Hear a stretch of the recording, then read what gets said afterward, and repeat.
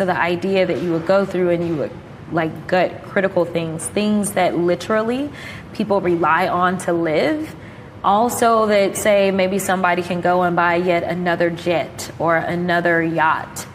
It just doesn't seem right because it isn't right. This is literally a reverse Robin Hood of literally stealing from those that need resources the most and giving it to those that are rich. There's this book that came out that talks about Joe Biden and the people around him seeing that he had cognitive and physical decline. Did you ever have a moment with him where you thought maybe he was unfit to run for president? No. I thought he was a good president. The only concern I thought he had to deal with was, could anybody do that job until they were 86? And we'd had several long talks. I had never seen him and walked away thinking he can't do this anymore. He was always on top of his brief. You never saw any cognitive decline?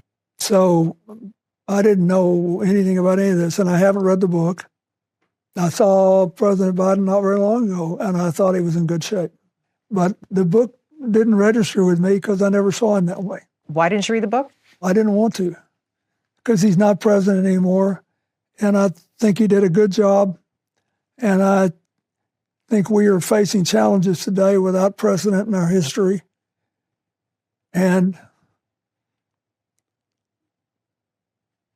some people are trying to use this as a way to blame him for the fact that Trump was reelected. This is not a spending bill. This is a reconciliation package. It is reconciling a budget. So there is some additional spending, as you noted earlier at the opening, for national security, for historic investments in border security, the largest in generations, because those are necessary expenditures. But what my friends are missing is the tremendous and historic level of spending cuts that are also in the same package. So a lot of the analysis that people are pointing to is from groups, for example, like the Congressional Budget Office, the CBO.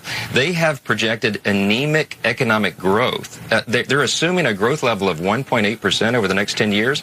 Kristen, never in U.S. history has the U.S. economy sustained less than 2% economic growth over a 10-year period. What's going to happen here is exactly the opposite. We're going to have historic growth because we're basing this on the history of the recent past.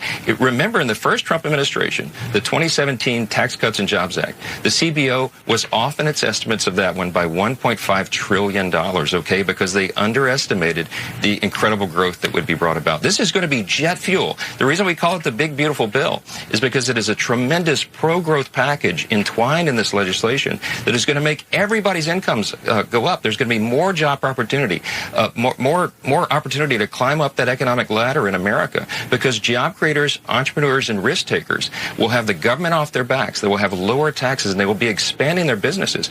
We're incentivizing U.S. manufacturing again. We're bringing jobs back to the U.S. That's going to help everybody, all boats rise, like we did in 2017, except this time it's on steroids.